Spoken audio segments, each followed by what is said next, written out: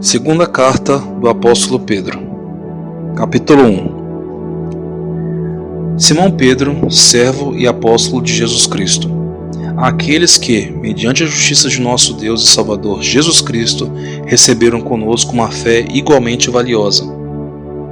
Graça e paz lhes sejam multiplicadas pelo pleno conhecimento de Deus e de Jesus, o nosso Senhor. A certeza da nossa vocação e eleição. Seu divino poder nos deu tudo de que necessitamos para a vida e para a piedade, por meio do pleno conhecimento daquele que nos chamou para a sua própria glória e virtude. Dessa maneira, ele nos deu as suas grandiosas e preciosas promessas, para que por elas vocês se tornem participantes da natureza divina e fugissem da corrupção que há no mundo, causada pela cobiça. Por isso mesmo, empenhem-se para acrescentar à sua fé a virtude, o conhecimento, ao conhecimento o domínio próprio, ao domínio próprio a perseverança a piedade a fraternidade e a fraternidade o amor. Porque se essas qualidades existirem e estiverem crescendo em sua vida, elas impedirão que vocês, no pleno conhecimento de nosso Senhor Jesus Cristo, sejam inoperantes e improdutivos. Todavia, se alguém não as tem, está cego, só vê o que está perto, esquecendo-se da purificação dos seus antigos pecados. Portanto, irmãos, empenhem-se ainda mais para consolidar o chamado e eleição de vocês, pois se agirem dessa forma jamais tropeçarão, e assim vocês estarão ricamente providos quando entrarem no reino eterno de nosso Senhor e Salvador Jesus Cristo. A glória de Cristo e a firmeza das Escrituras. Por isso, sempre terei o cuidado de lembrar-lhes essas coisas, se bem que vocês já as sabem e estão solidamente firmados na verdade que receberam. Considero importante, enquanto estiver no tabernáculo deste corpo, despertar a memória de vocês, porque sei que em breve deixarei este tabernáculo, como o nosso Senhor Jesus Cristo já me revelou. Eu me empenharei para que, também depois da minha partida, vocês sejam sempre capazes de lembrar-se dessas coisas. De fato, não seguimos fábulas engenhosamente inventadas quando lhes falamos a respeito do poder e da vinda do nosso Senhor Jesus Cristo. Ao contrário, nós somos testemunhas oculares da sua majestade. Ele recebeu honra e glória da parte de Deus Pai, quando da suprema glória lhe foi dirigida a voz que disse: "Este é meu Filho amado, em quem me agrado." Nós mesmos ouvimos essa voz vinda dos céus, quando estávamos com ele no Monte Santo.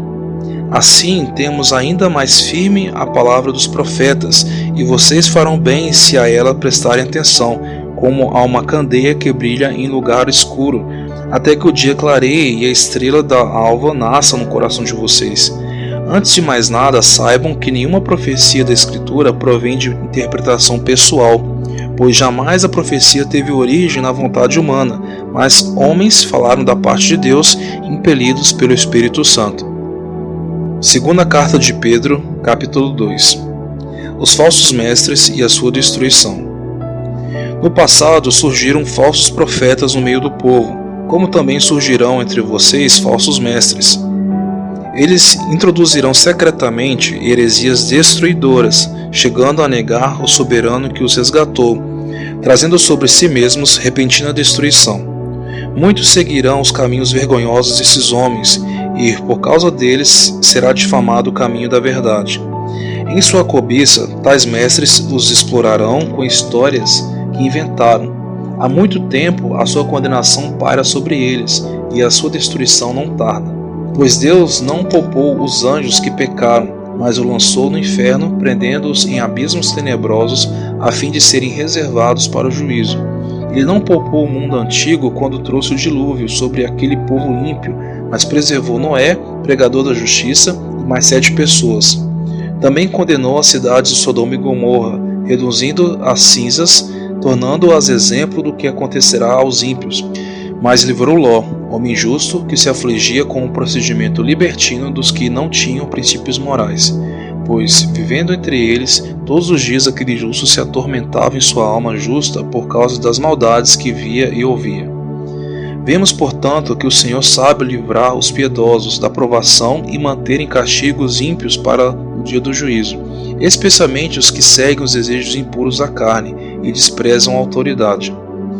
Insolentes e arrogantes, tais homens não têm medo de difamar os seres celestiais. Contudo, nem os anjos, embora sendo maiores em força e poder, fazem acusações injuriosas contra aqueles seres na presença do Senhor.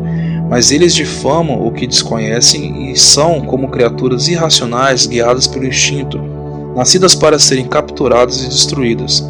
Serão corrompidos pela sua própria corrupção. Eles receberão retribuição pela injustiça que causaram. Consideram prazer entregar-se à devassidão em plena luz do dia. São nódoas e manchas, regalando-se em seus prazeres, quando participam das festas de vocês. Tendo os olhos cheios de adultério, nunca param de pecar, iludem os instáveis e têm o coração exercitado na ganância. Malditos! Eles abandonaram o caminho reto e se desviaram seguindo os caminhos de Balaão, filho de Beor, que amou o salário da injustiça, mas em sua transgressão foi repreendido por uma jumenta, um animal mudo, que falou com voz humana e refreou a insensatez do profeta. Esses homens são fontes sem água e névoas impelidas pela tempestade. A escuridão das trevas lhes está reservada, pois eles, com palavras de vaidosa arrogância e provocando os desejos libertinos da carne, seduzem os que estão quase conseguindo fugir daqueles que vivem no erro. Prometendo-lhes liberdade, eles mesmos são escravos da corrupção, pois o homem é escravo daquilo que o domina. Se tendo escapado das contaminações do mundo por meio do conhecimento do nosso Senhor e Salvador Jesus Cristo, encontram-se novamente nelas enredadas e por elas dominados. Estão em pior estado do que no princípio. Teria sido melhor que não tivessem conhecido o caminho da justiça, do que, depois de o terem conhecido, voltarem as costas para o santo mandamento que lhes foi transmitido. Confirma-se neles que é verdadeiro o provérbio: o cão volta ao seu vômito, e ainda a porca lavada volta a revolver-se na lama. 2 Pedro, capítulo 3. O dia do Senhor. Amados, esta é agora a segunda carta que lhes escrevo. Em ambas quero despertar com essas lembranças a sua mente sincera para que vocês se recordem das palavras proferidas no passado pelos santos profetas e do mandamento de nosso Senhor e Salvador, que os apóstolos de vocês lhes ensinaram. Antes de tudo, saibam que nos últimos dias surgirão escarnecedores, zombando e seguindo suas próprias paixões. Eles dirão: o que houve com a promessa da sua vinda? Desde que os antepassados morreram, tudo continua como desde o princípio da criação. Mas eles deliberadamente se esquecem de que há muito tempo, pela palavra de Deus, existem céus e terra, e essa formada da água e pela água. E pela água o mundo daquele tempo foi submerso e destruído. Pela mesma palavra, os céus e a terra que agora existem estão reservados para o fogo, guardados para o dia do juízo e para a destruição dos ímpios. Não se esqueçam disso, amados. Para o Senhor, um dia é como 1000 anos, e 1000 anos como um dia. O Senhor não demora em cumprir a sua promessa, como julgam muitos. Ao contrário, Ele é paciente com vocês, não querendo que ninguém pereça, mas que todos cheguem ao arrependimento. O dia do Senhor, porém, virá como ladrão. Os céus desaparecerão como um grande estrondo, os elementos serão desfeitos pelo calor, e a terra e tudo que nela há será desnudada. Visto que tudo será assim desfeito, que tipo de pessoas é necessário que vocês sejam?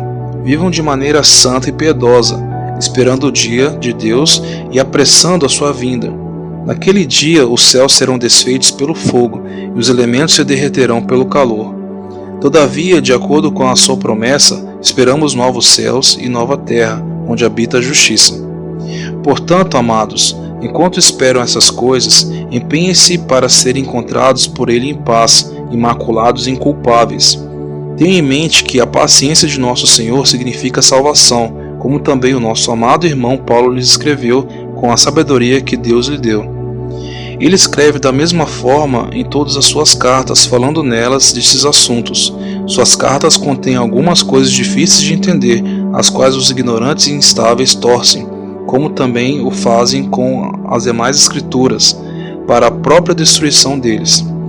Portanto, amados, sabendo disso, guardem-se para que não sejam levados pelo erro dos que não têm princípios morais, nem percam a sua firmeza e caiam. Cresçam, porém, na graça e no conhecimento de nosso Senhor e Salvador Jesus Cristo. A Ele seja a glória, agora e para sempre. Amém.